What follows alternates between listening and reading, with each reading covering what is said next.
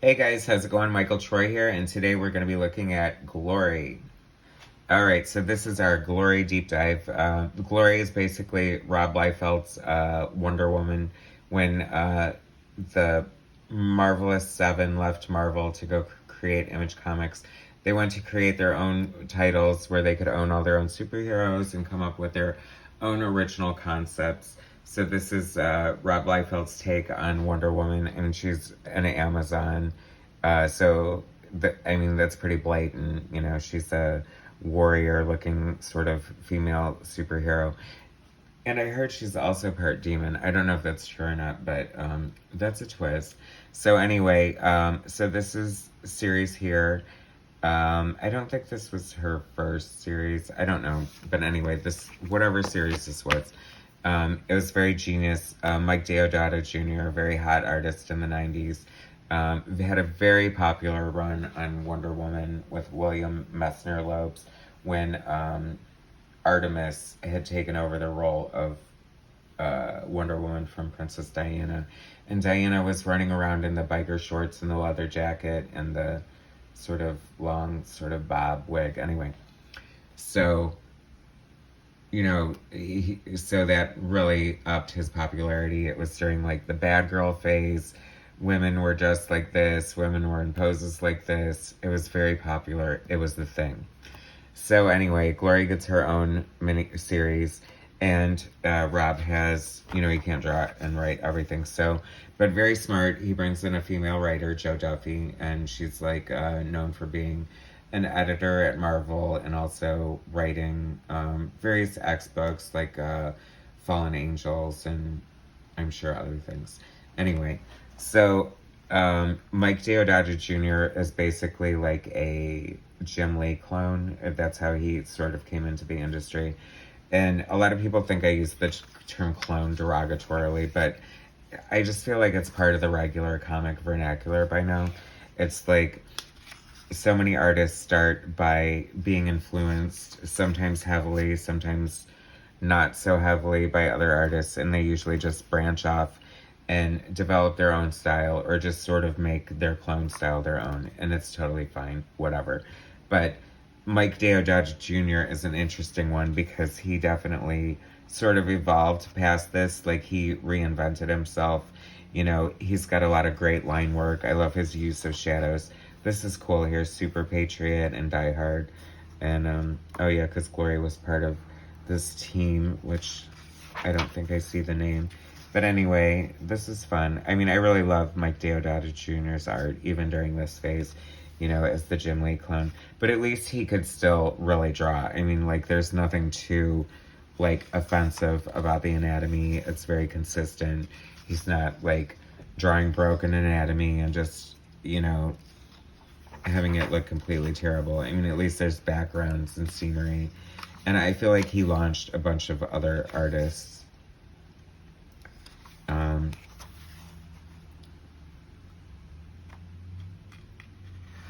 That's interesting. I love that the colorist chose to color the hair beyond the lines of the artist.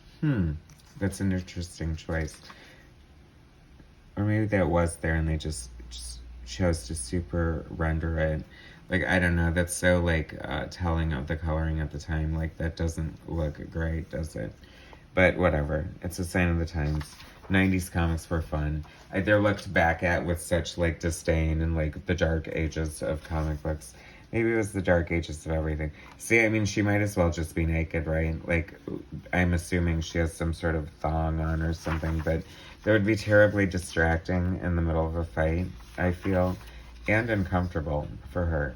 But hey, what do I know? I bought the book. I bought 3 issues. So, I mean, I'm a huge Wonder Woman fan, so, you know, lure me in with a poor man's Wonder Woman. Please do it. But it's funny because, I mean, I think Glory is a fun character. She's been handled differently in a few different ways. Alan Moore did a take on her too.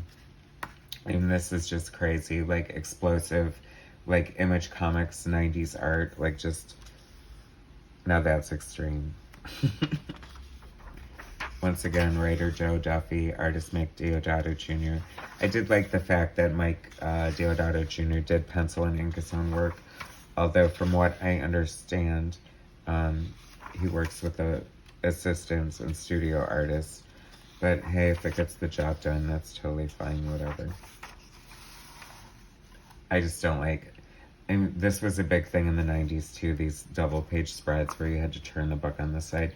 I mean, what a nightmare, I could, like, trying to figure that out is with a physical copy. I can imagine how it is now with digital comics, but completely unnecessary, right? I have to say, now that I'm looking through this, like, it's sort of all coming back to me now, and I did like it at the time. It was interesting. I mean, it has a lot more depth than the usual extreme book, and that's what I think happens when you get a competent writer like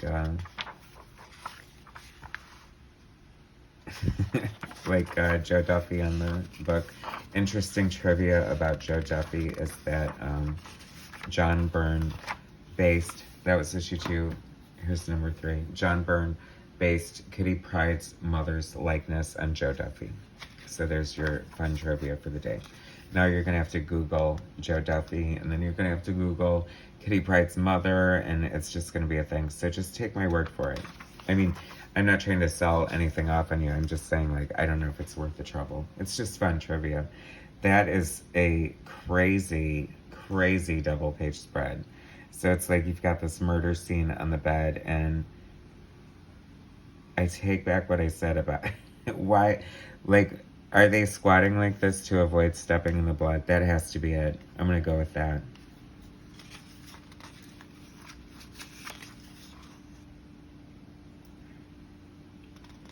It's fun. I love 90s comics. I mean, look at all that. Like, you know, I think there's a term for it called Escher woman.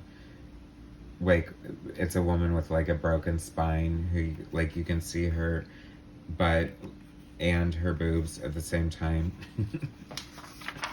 That's 90s comics, Bad Girl. Do they still make Bad Girls comics? I'm sure they do. I'm sure there's got to be a market for it, unfortunately. I mean, you can have a strong female protagonist without, you know, having her kneeling at the foot of somebody, but whatever. I mean, what good is a villain without his, like, you know, Princess Leia sitting at his feet? But as far as Wonder Woman knockoffs go, Glory's fun, and she's blonde. It's more of like a silver platinum blonde, but I'll take it. Things are getting real. Is this, oh, Lady Demeter. I'm like, oh, her mother's Demeter. I'm like, why not just go ahead and have it be Hippolyta? I mean, why stop there, right?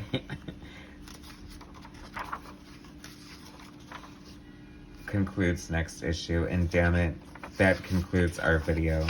So you're just gonna have to go find Glory number 4 if you want to find out what happens. No spoilers here on Michael Fitzgerald Troy's channel. Anyway, thanks so much for watching, guys. This was Glory by Joe Duffy and Mike Deodato Jr. Please subscribe to my channel, hit like, share my content, and I'll bring you some more later. Thanks, guys.